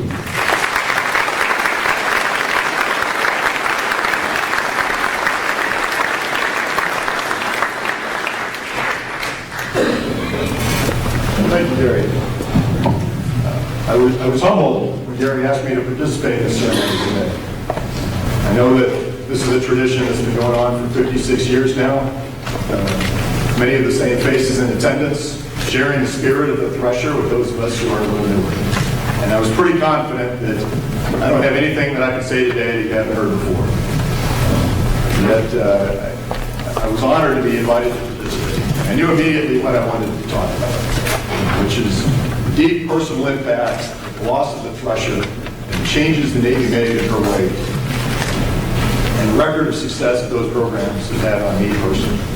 And I think what's remarkable about the Thresher is that I believe that any United States submariner of the last 50 years should stand up here and say exactly the same.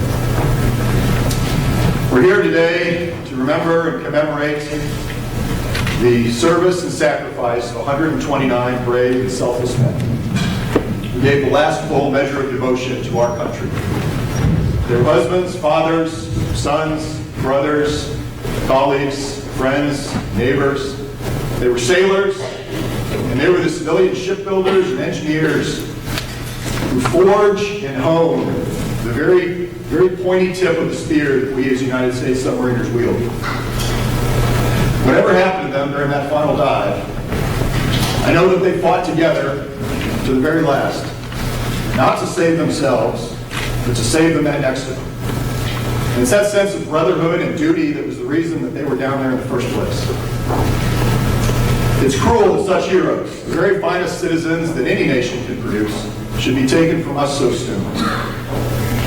It is painful for their families, friends, and colleagues, painful for the general public who were captivated by this tragedy, the same way that for my generation, I think we were by the loss of the Challenger in 1986. And for those of us who come a little later, but stand in awe of the crew's bravery, stand in appreciation of everything for which the Thresher has come to stand. On Springfield's transit up here 2 years ago to Portsmouth Naval Shipyard, we had the honor to serve as to host the Burial at Sea ceremony for retired Navy Captain Bud Rogers. In 1963, as a young ensign, and I say young in the sense of a chief petty officer with 14 years of submarine service who's just been commissioned as a weapons expert, he was scheduled to ride the Thresher as part of those sea trials to test out some new weapons systems. And he was replaced by a colleague at the very last minute. And for the rest of his life, he devoted himself to remembering those men who were on board, to assisting in the inquiries into the accident, and to ensuring that the Thresher's legacy was embedded in everything else that our submarine force does. He had a long and successful career, retiring as a captain, serving with our special programs and strategic programs offices. And he knew for decades that someday he wanted his remains to be committed to the deep at the same spot as the USS Thresher. And so it's a privilege to be part of the team that brought his final wish, made his final wish come true. And it really drove home for me and for the rest of the crew just how deeply and personally this affected so many people who were there at the time. The loss of Thresher is often described as one of our Navy's worst peacetime accidents. I disagree. I don't think any of the men on board thought for one moment that they were in peacetime. This happened just 6 months after the Cuban Missile Crisis, right at the height of the Cold War, and a tense and precarious time for all of humanity. The Vietnam War was heating up. I don't think anyone could have foretold in 1963 whether it would remain a proxy war or might evolve into another world war. The world was changing rapidly around us. It's hard to believe, but we lost the Thresher just 8 years after the first vessel got underway on nuclear power. And yet those 8 years, Thresher represented several incredible generational advances in that technology. She went to sea for the final time just a little over 3 years after the United States sent our first ballistic missile submarine to sea. Right now, the number one priority in our Department of Defense and our defense industrial base is figuring out how we're going to start building the next generation of ballistic missile submarines. And whether we can do that, whether we can commission those at a rate of 1 every 2 years. Just this week, there was a Congressional Budget Office report that was very skeptical about that. It doesn't think we're on the right trajectory. And I look back at the statistics in preparation for this, and I saw that just 2 weeks after we lost Thresher, we commissioned the USS Lafayette, which was our 11th ballistic missile submarine. That's 1 every 4 months.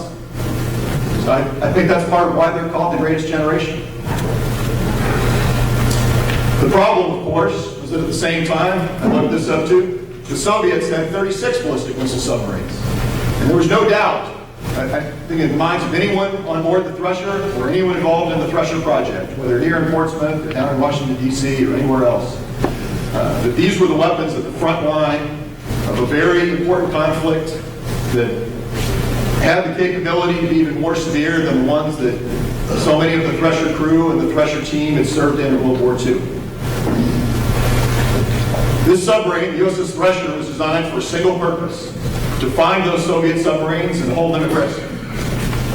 Thresher was the first submarine that we designed with sound silencing as the primary design criteria. The same thing that has guided the designs of every submarine we built thereafter. It was the deepest diving submarine of its time. It had a novel spherical array sonar that could detect and track contacts at much longer ranges. And it had to dive down deeper to access the deep ocean sound channels that would allow that array to perform at its maximum effectiveness. It required new weapons and fire control systems. It even was the test platform for a brand new weapon, a rocket-powered submarine weapon that extended out the Thresher's engagement range to match those impressive sonar detection ranges. Thresher was a game changer in every sense of the word. And this was the national priority of its day. And I know that lights were blazing around the clock next door at the shipyard trying to get Thresher out to sea during her construction and during her upkeeps, because this was the weapon that was going to turn the tide and keep the Cold War cold. This was the thing for which we knew that the less free world would never have an answer. And so I know that the men on the Thresher knew what war was, and they knew they were in war. 5 of her chief petty officers that served in combat in World War II, as did 7 of the 17 civilian specialists who were embarked.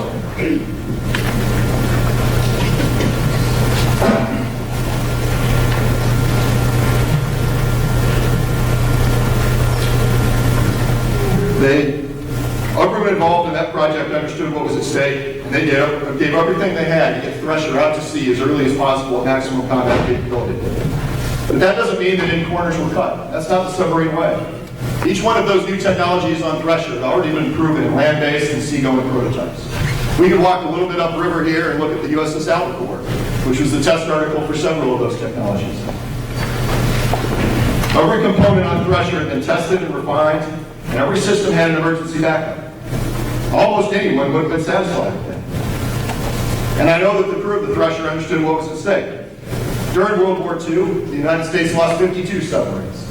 Most of those were due to enemy action, but at least 6 were purely mechanical mishaps. The submarine force we lost 2 more in the 1950s. The submarine force intensely studied each one of those and tried to learn what we can and ensure that those mistakes would not be repeated. But everyone also understood that the sea is an unforgiving mistress, and submarine carries inherent risk. The legacy of the Thresher, though, and the reason that she is the submarine that every American submariner knows and thinks about, and every submarine shipbuilder thinks about and continually contemplates, is that her loss changed everything. This was the one that made us finally say, no more. As Betty said, she really did change the world. She changed the entire mentality of what disciplined engineering can achieve and what we owe to our sailors and their families.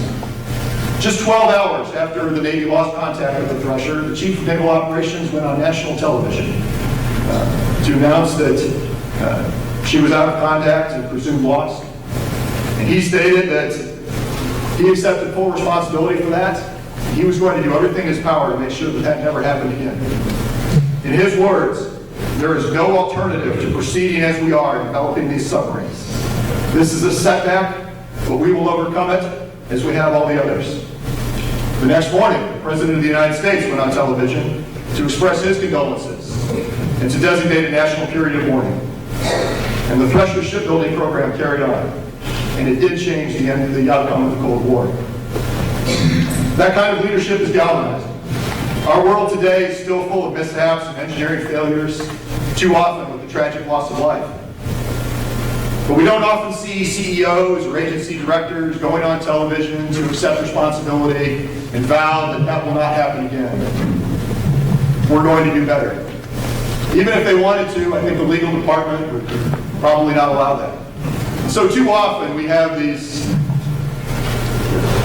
seemingly unending investigations and uncertainty and some corrective actions, but few promises, few guarantees. Few people are willing to put their professional reputations on the line and say, I know we can fix this and then we're going to do better. But the loss of the Thresher was such that the nation and the Navy were motivated to do better.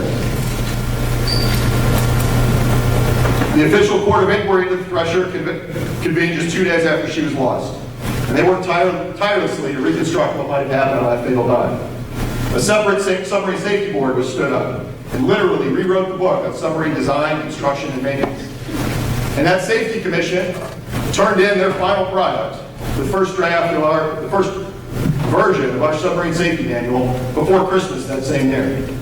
I don't mind telling you that the Pentagon does not work at that speed unless everyone involved is deeply passionate about the cause. But as Admiral Anderson, the Chief of Naval Operations, said, there was no alternative. We needed to get this right. Despite the speed with which they worked, I believe they got it right the first time. I can't think of any Navy technical publication that has changed less in the last 56 years than the Subsafe Requirements Manual. Submarines have changed a lot, but the right answers have not.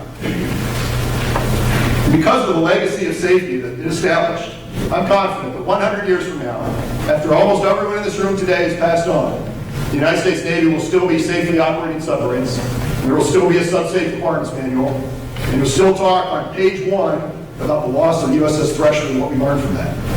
And I wouldn't recognize the inside of those submarines. I picture it maybe a little bit like the Starship Enterprise. But I know that they will guide themselves by the same principles that we figured out after the loss of the Thresher. What those boards that summer found was that there was no real problem with the underlying technologies. The new HY-80 steel that Thresher and the Albacore pioneered is the very same formulation that is in USS Springfield and most of the rest of our submarine fleet today. The S-5W reactor and propulsion plant, the engine room of the USS Thresher, was deemed so reliable and so successful that the Navy installed the exact same model in 92 more submarines after the Thresher. 2 of them are still in service today. There are more training ships in South Carolina training the next generation of submariners. We don't often see 1950s cars on the road. We don't often see 1950s airplanes in the sky. But that technology is proven. It has stood the test of time. What Ford found out was that it wasn't the technology. It was the mentality. Our focus had been testing things to prove that they would work. And the Subsafe Commission said, no. You will test them to prove that they cannot fail. You will test every single piece, alone and in concert, in every possible way, and as close to the real operating conditions as you can, and beyond. You will test it over and over again, and you will retain mountains of technical documentation, documenting what you learned from these tests for the entire life of the ship. And that, it was a new way of working. Other industries didn't work like that. Shipbuilding before that point did not work like that. But it's been successful. It's been over 50 years since we lost a submarine. Have not lost any Subsafe submarines. They come home. And it's not because submarine is a risk-free business. We know that we go out, we operate in demanding environments where a momentary mistake can mean disaster. We have very limited information coming into the ship. And everyone has to be at peak performance all the time. And mishaps do happen. We've run a submarine, just in my career, we've run a submarine at flank speed into the side of an uncharted sea now. We've had a submarine that was unexpectedly sucked up into the screws of one of the 5 largest super tankers on the planet, chopped through her ballast tanks, completely destroyed the ship's normal means of staying afloat on the surface. But because of the Subsafe program, the margins that are built in, the backups for the backups, and the relentless testing, building things many times stronger than they need to be, both of those submarines and many others that have been mishaps came home under their own power. Just like the Navy prior to Thresher, we still study those mishaps and we do what we can. We work tirelessly on a daily basis to try to learn the lessons of those events and ensure that they won't happen again. But we also work tirelessly on a daily basis to maintain the Subsafe program and the margins that it establishes. It's what the Navy expects, it's what our families expect, and it works. There's nothing about Subsafe that's really unique to submarine. NASA adopted it after losing their second shuttle, the Columbia. And it's been used with some success in the aviation industry, maybe not enough, and in other industries. It's a little bit, it's not easy. It's not human nature It requires continual conscious effort. And I think the only way to get there is to have that galvanizing leadership and have everyone thinking all the time about what the consequences of failure would be. And that's what Thresher did for the United States Navy. The entire nation, and everyone in the shipbuilding industry understood exactly what was at stake. What had been good enough really wasn't. And so every time we do a tolling of the bells ceremony, as we did at our submarine birthday ball last night, we remember every one of the 65 submarines that our nation has lost. 4,000 submariners who are now on eternal patrol as a result of those episodes. But the one of all those 65, the one with which each submariner is most familiar today, the one that has the most direct impact on what we're doing today, is unquestionably the Thresher. And I think it's quite a testament to her legacy that we're still doing this memorial service today. We haven't had to start any others. For over 50 years, our submarines have been coming home. As I said, it's cruel that those men were taken from us too soon. But it's a fitting testament to them that the changes they inspired have been directly responsible for protecting hundreds of thousands of men and women who've gone to sea on American submarines since the loss of the Thresher. As Admiral Anderson said, there is no alternative for those operations. We have to get it right. Thresher remains and will always remain the focal point of that effort. As I said, her loss is described on the first page of the manual. It's the one that we train on every year and we think about every day. The greatest possible memorial that we could ever give to her will be to continue this tradition of no other memorials.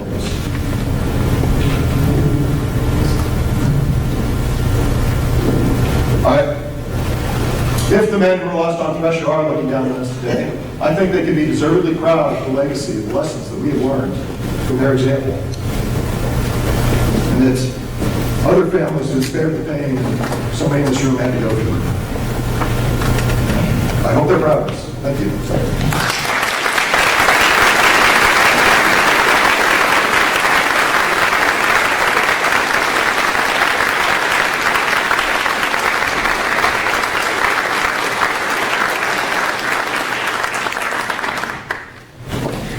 Thank you, sir.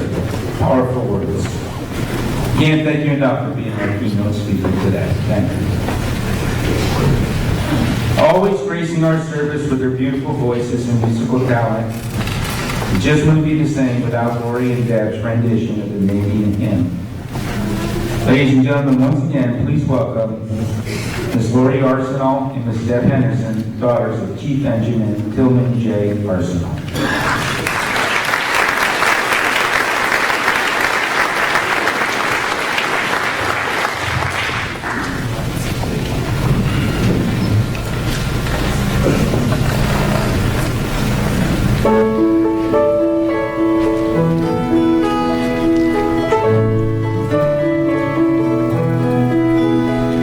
Eternal Father, strong to save.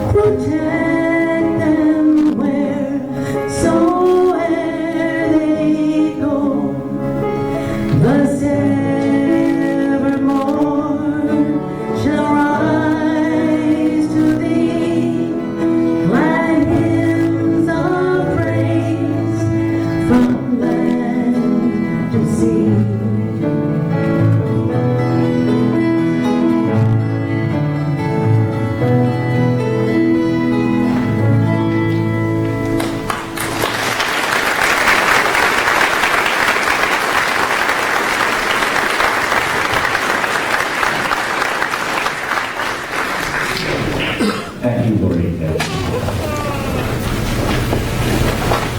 The tolling of the ship's bell is a solemn remembrance of our shipmates, men who sacrificed their lives aboard USS Thresher in the service of their country. John F. Kennedy once said, "A nation reveals itself not only by the men it produces, but also by the men it honors and the men it remembers." I now would like to invite Thresher Bay Submarine veterans Mr. Jerome Schaff, Mr. John Brendan Schneider, and Mr. Robert Flannery to proceed with tolling of the ship's bell. Out of the respect of our departed shipmates, we would normally rise during this part of the ceremony. Instead, I would ask that you remain seated so all that may be able to see the slide presentation. Thank you.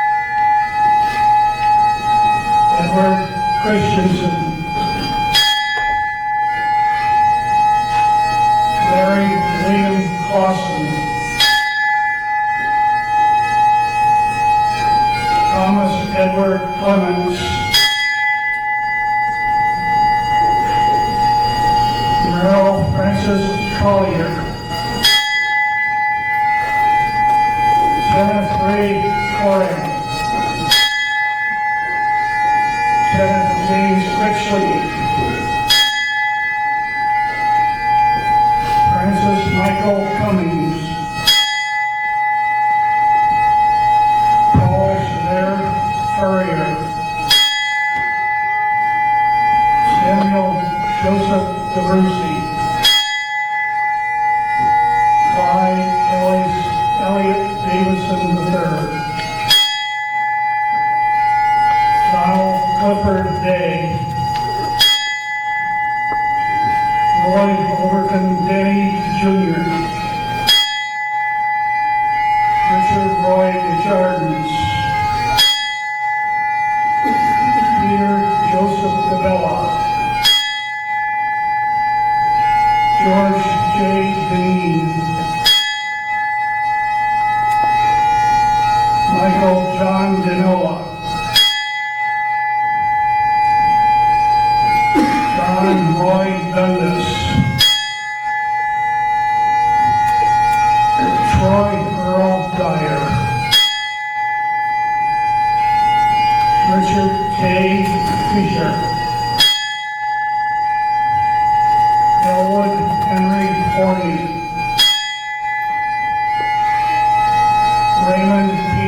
Cody. Larry Wayne Freeman. Gregory Joseph Fusco. Joseph Andrew Gallant Jr. Napoleon Tomas Garcia. John Edmund Garner. Pat McAfee Garner. Robert William Gaynor. Robert Howard Gosnell. John Gilbert Grafton. William Edward Graham. Paul Alfred Garrett.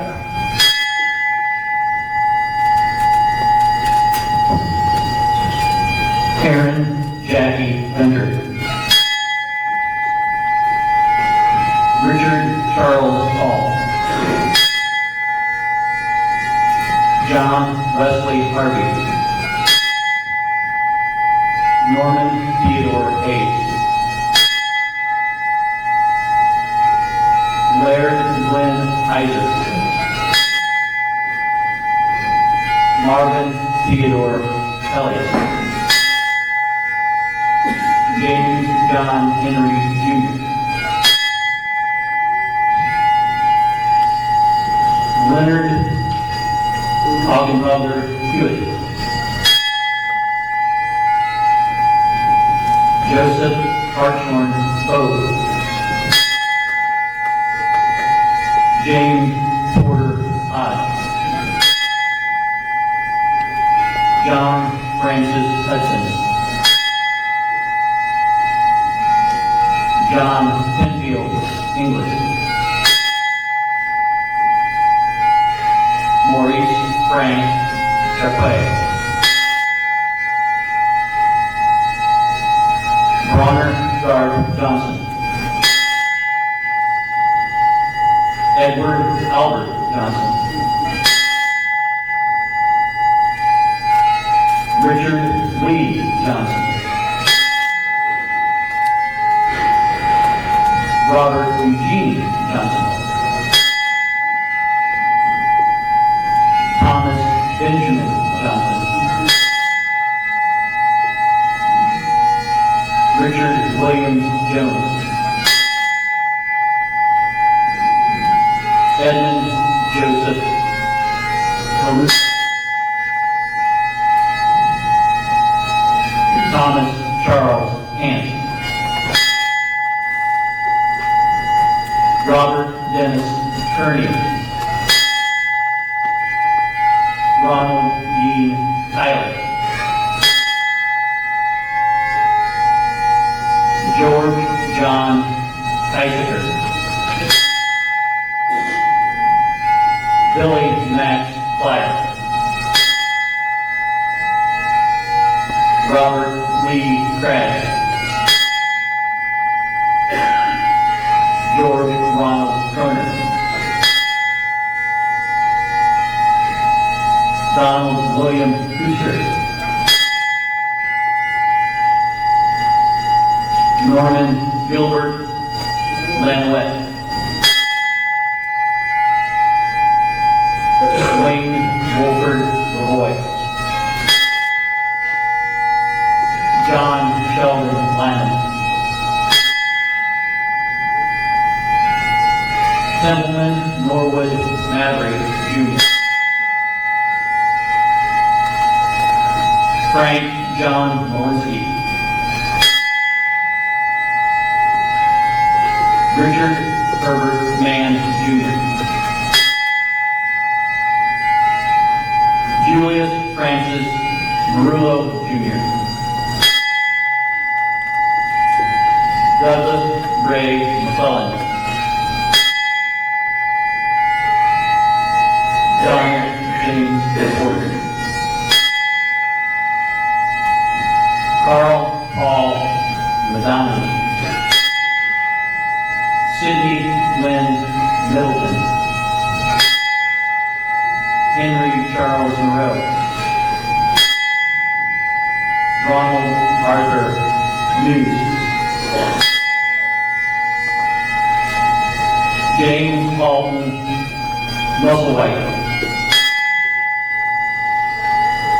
Donald Emery Melton, Walter Jack Munis, John Daniel Norris, Chesley Charles Bodie, Franklin James Palmer, Guy Carrington Parsons Jr., Roscoe Cleveland Pennington,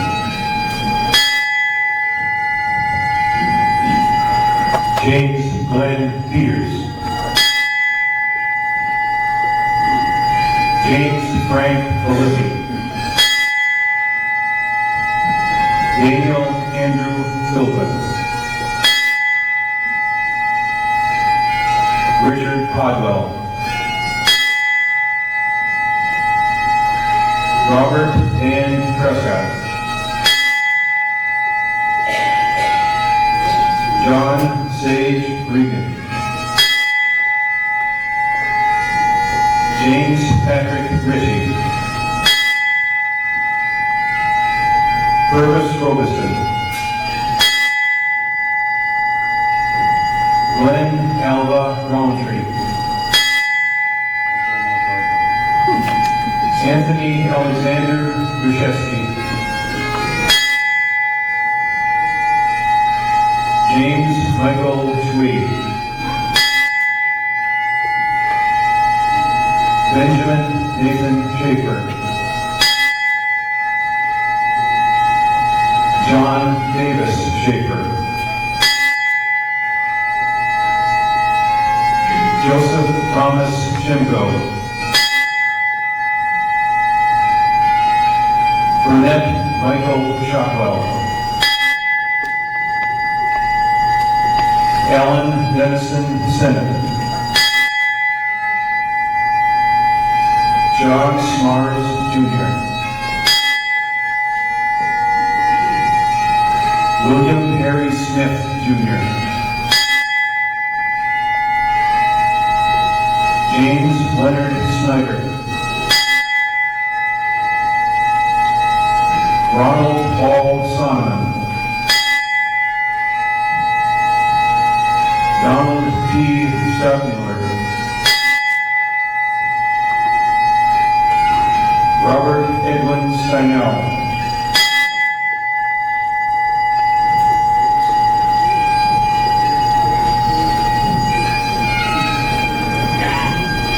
Roger Edwin Van Pelt, Joseph Alfred Moleski, David Allen Wassel, Lawrence Eugene Whitten, Charles Lewis Wiggins, John Joseph Wiley, Donald Edward Wise, Ronald Eugene Wolf, J. Henry Zweifel,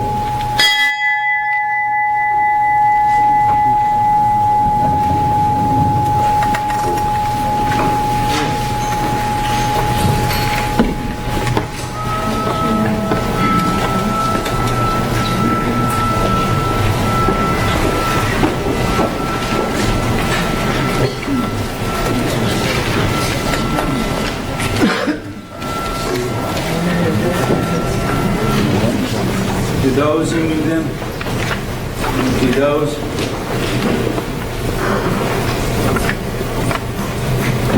who knew them, sailed with them, called them shipmates, they are very real.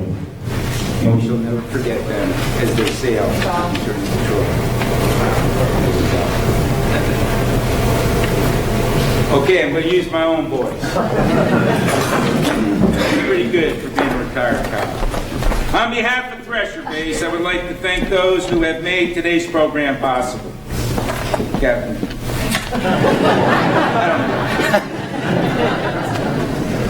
David Hunt, thank you, sir. Commander Brent Spellner, thank you. Betty, your sincere words and fond memories touched us all. Thank you very much. Lori and Deb, as always, thank you for your continued support of this service. The Portsmouth Naval Shipyard Color Guard and Honor Guard, along with all the other military that provided support. Our bugler this afternoon, former shipmate of mine, Mr. George Stevens. Don't let the Army uniform fool you. He's sporting dolphins. There's not too many soldiers who can say they sport dolphins. And finally, to our pipers today, Mr. Patrick Boyle and Mr. Joe Moan. Unable to join us today, former Thresher crew member Mr. John Cook has always been a pillar of strength for this service. We wish John and his family the best of health and thank him for the tremendous effort over the years in bringing together so many former Thresher crew members. Thank you, John. A service like this just doesn't happen. It takes a lot of hard work and determination to overcome the daily challenges one encounters when trying to organize an event of this magnitude. None have worked harder than Kevin and Robin Galliez. Without their commitment, our Thresher families, and the men who sailed on board Thresher, this service would not be possible. Thank you again for your unfailing dedication over the many years in perpetuating the memories of these American heroes.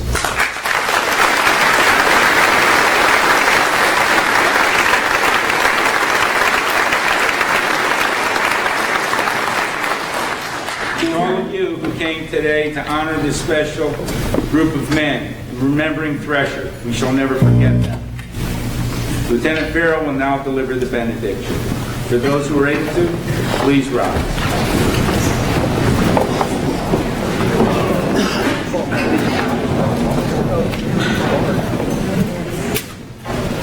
Life is short, my friends. We do not have much time to gladden the hearts of those who travel through this life with us. So be quick to love, make haste to be kind. Stand strong with honor, courage, and commitment. Stand strong to honor the memory of those who paid the ultimate sacrifice. And let us all stand strong in defense of freedom, liberty, and justice for all. May God bless you and keep you. Amen. At this time, I'd now like to ask all of us to adjourn to the waterfront for the wreath ceremony. Thank you, and have a safe and memorable day.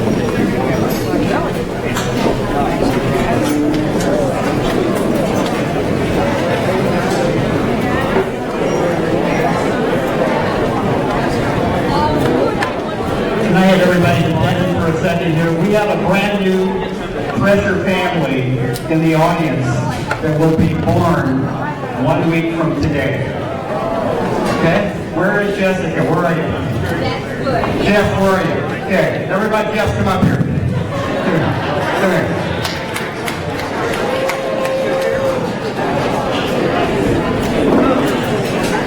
Okay. I'd like to recognize Jessica as granddaughter of Wayne LeMoy.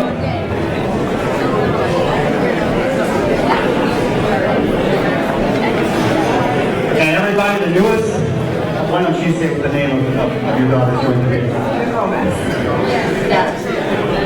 Grandmother. So everybody, a round of applause for the latest Thresher family.